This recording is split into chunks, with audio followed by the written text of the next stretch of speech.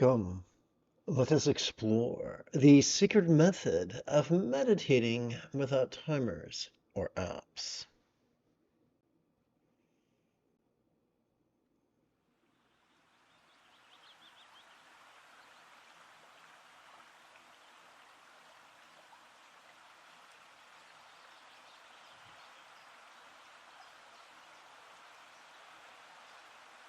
Together, let us relaxingly recite. In these days of technological terrors, we can easily time our meditation using the stopwatch app on our smartphones. In days of yore, however, one might time one's meditation session by burning 1, 2, or 3 sticks of incense, one after the other. This method of crease counting, however, was inspired by the techniques practiced by many Bengalis.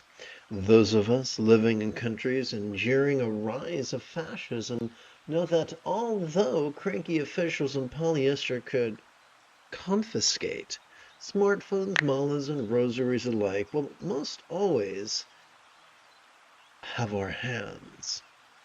And by extension, this means of practicing crease counting.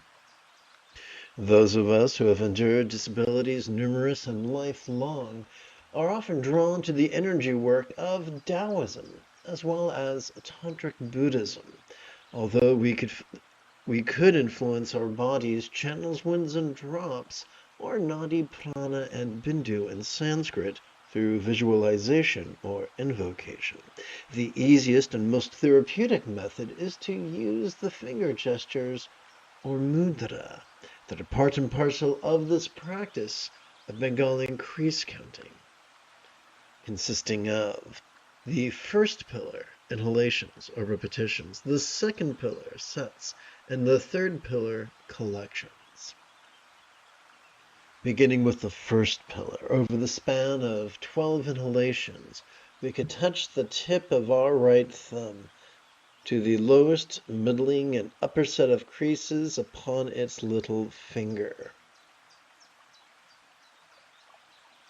We could then count likewise upon its ring, middle, and then index fingers. Continuing with the second pillar, we could count sets of 12 inhalations each, this time with our left thumb. To count 4 sets, we could touch the tip of our left thumb to the lowest set of creases upon the little ring, middle, and index fingers of our left hand.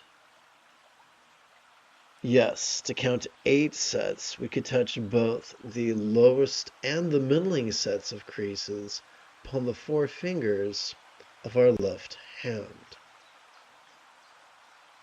And even count 12 sets by touching the lowest, middling, and uppermost sets of the creases upon the 4 fingers of our left hand.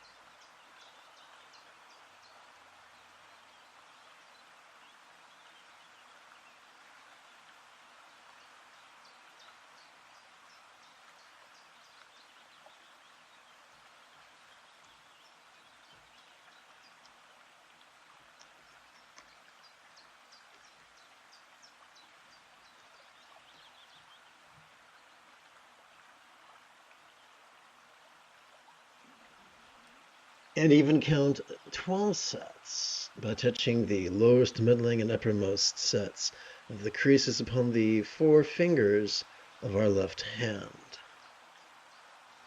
But typically we'll only count the 8 sets of 12 inhalations each.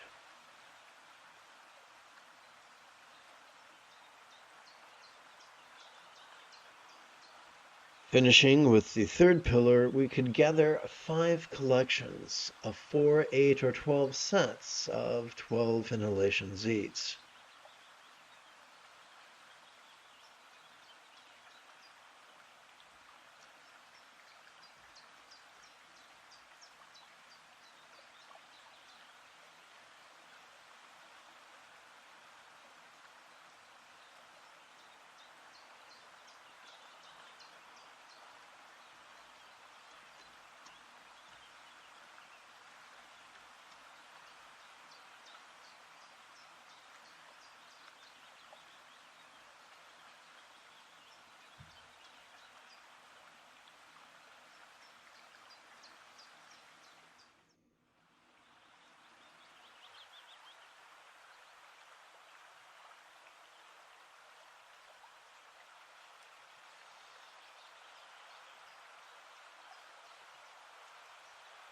In a manner that gently, therapeutically, and sustainably influences our channel's winds and drops. Upon the tip of our left little finger, we could rest the first, second, or third knuckle of our right little finger, palms up in our lap.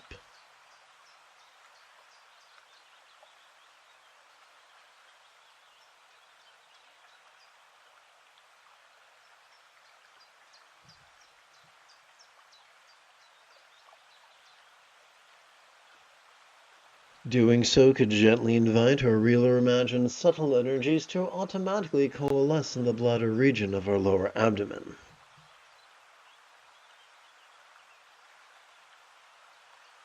Upon the tip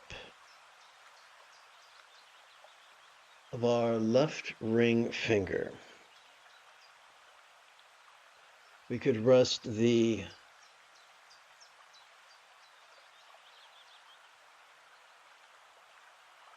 let's try something here.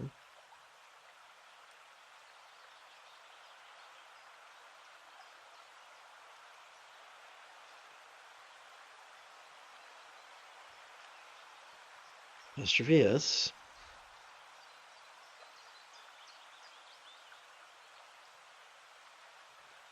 Let's hit cut,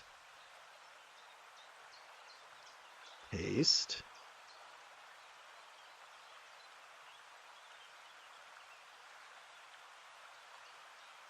and let's see if that works out a little bit more eloquent.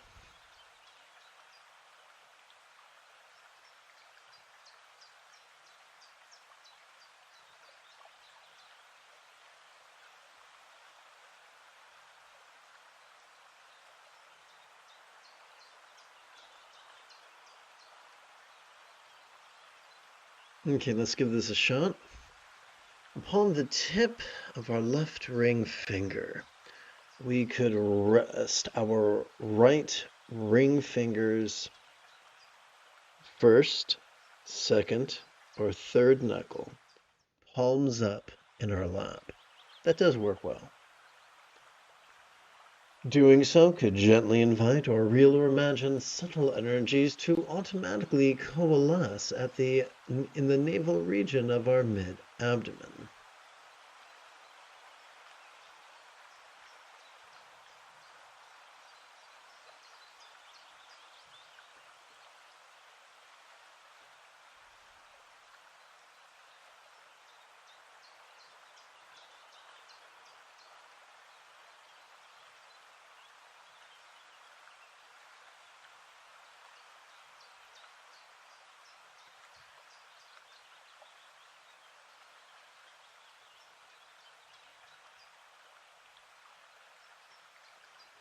Upon the tip of our left middle finger, we could rest our right middle finger's first, second, or third knuckle palms up in our lap.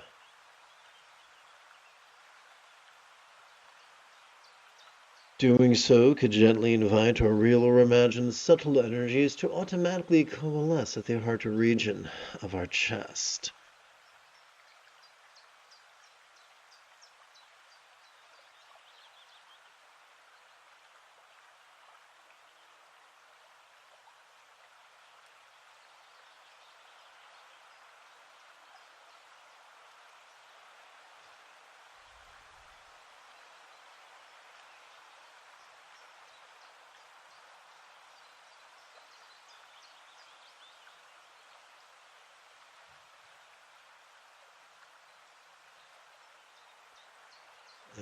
apostrophe.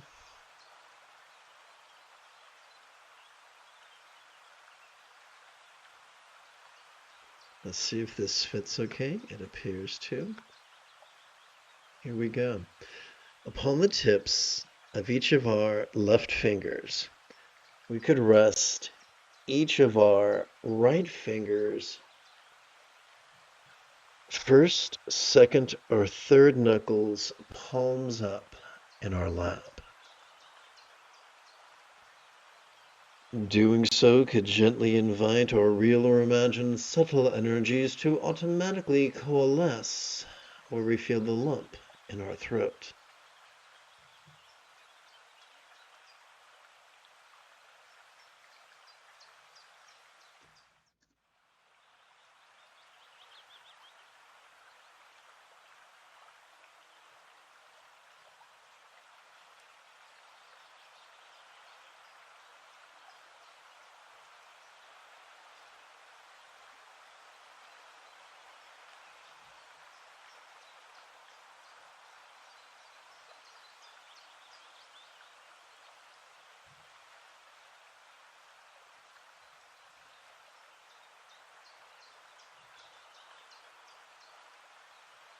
There we go.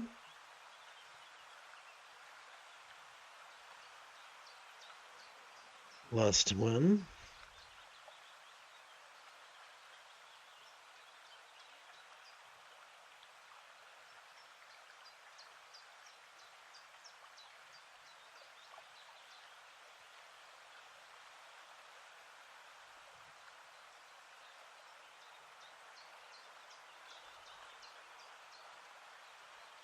And here we go. Upon the tip of our left index finger, we could rest our right index fingers first, second, or third knuckle palms up in our lap.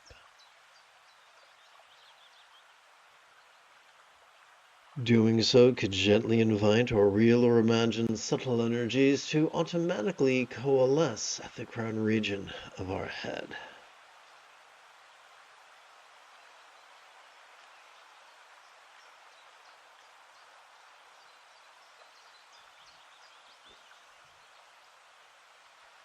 Although these actions might not bestow upon us the miraculous powers of a Tolkien fever dream, they could assist our body's practice of the Buddha's mindfulness and meditation.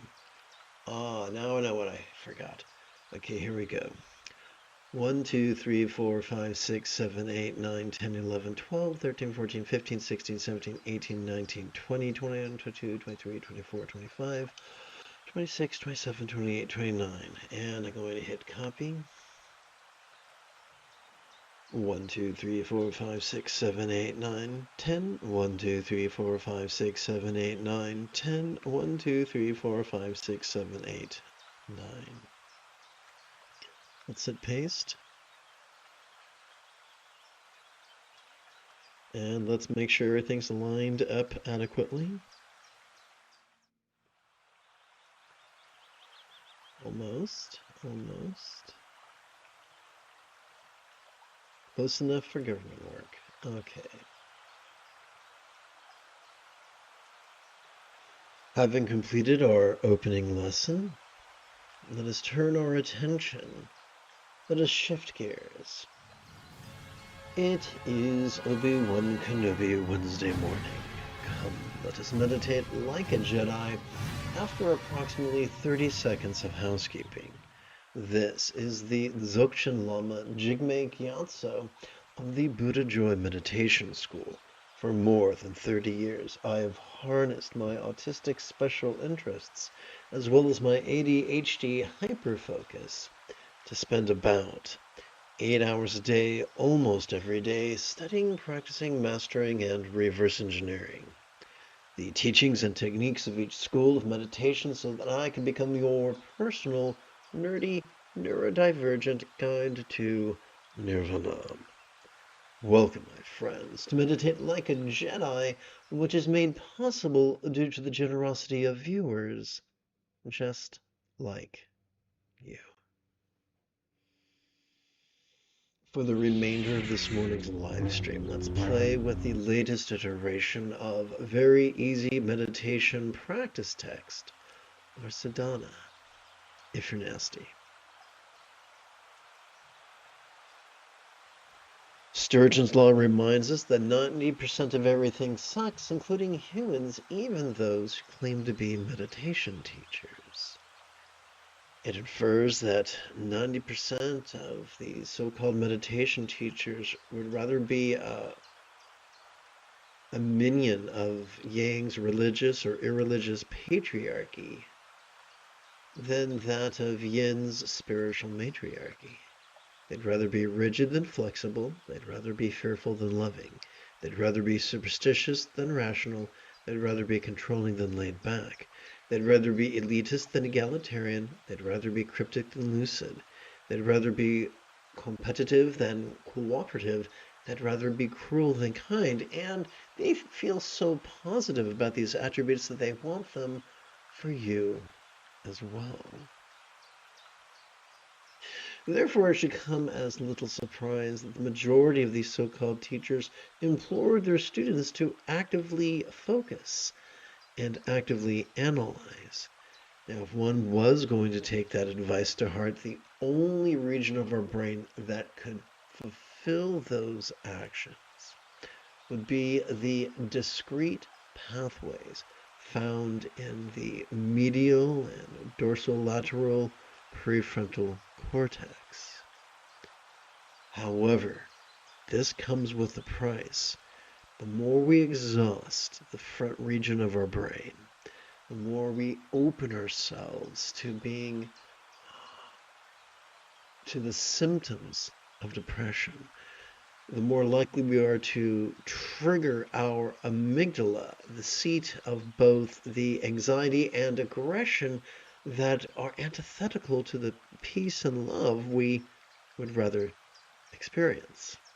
Fortunately, neither the amygdala nor the prefrontal cortex constitute the entirety of our central nervous system. Case in point, every time we inhale, whether we know it or not,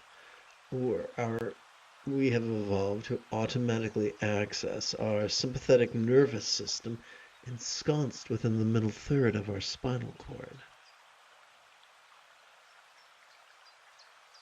This bad boy has evolved to help us to notice in a very special way, to notice vulnerably, passively, viscerally, randomly, and fleetingly.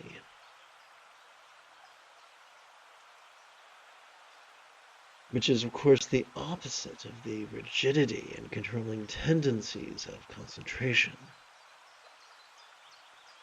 Every time we exhale, we have evolved to automatically access the parasympathetic nervous system, divided between the lower third and the upper third of that same spinal cord.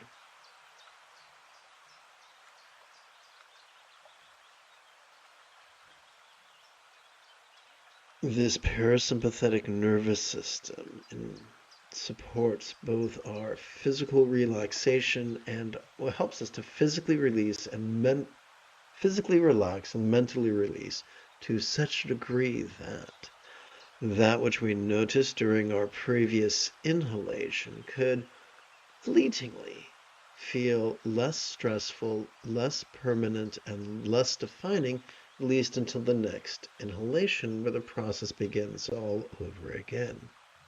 And by the way, that elitism that we mentioned is so insidious that it has convinced the majority of the world that all Buddhas must sit in the full lotus position. What makes that elitist? Most people cannot manage that for a minute, no less 2 hours, or an hour twice daily.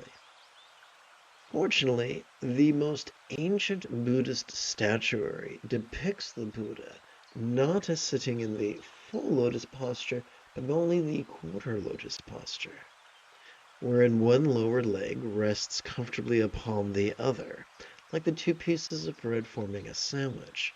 And just as we can twist the bones in our wrist We can articulate the bones in our wrist to twist our hand. We can do likewise in our lower leg, thus resting the top of our foot on the folded blanket upon which we sit, thus sparing our ankles any bruising. The first time we attempt this, it's important to remember that it is not our knees that are ball joints. They are only hinge joints. It is our hips that are ball joints. And the first time we try this posture, we're most likely going to be asymmetric and ungainly. But if we persist in it for only 5 minutes, once every 12 hours, within a week or two, our body could surprise us with its recalled range of motion. Given the importance of our sympathetic and parasympathetic nervous systems in terms of mindfulness and meditation, we have a choice. We can compete against them, or we can cooperate with them. The easiest way to cooperate with them is to silently and mentally recite the demonstrative pronoun this during each inhalation, as well as silently and mentally recite the one-syllable verb ease during each exhalation.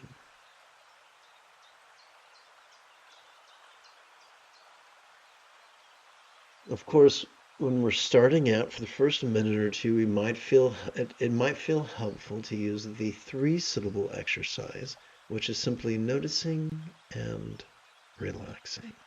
Now, the moment you have a specific question about Buddhist philosophy or meditation, do not hesitate to type your question in great detail in the chat window, for I tend to check for questions approximately once every 15 minutes or so.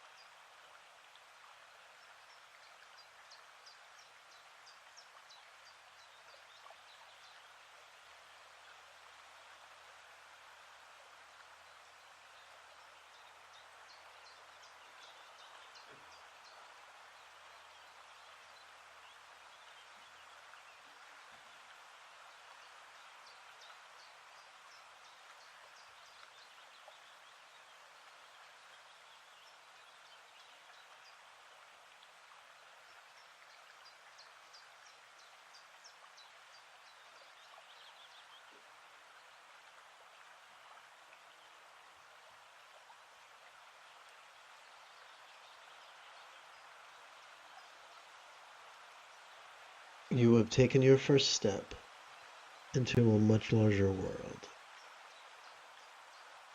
If you feel that I have earned it, you could give this live stream a thumbs up. You could even help support this channel.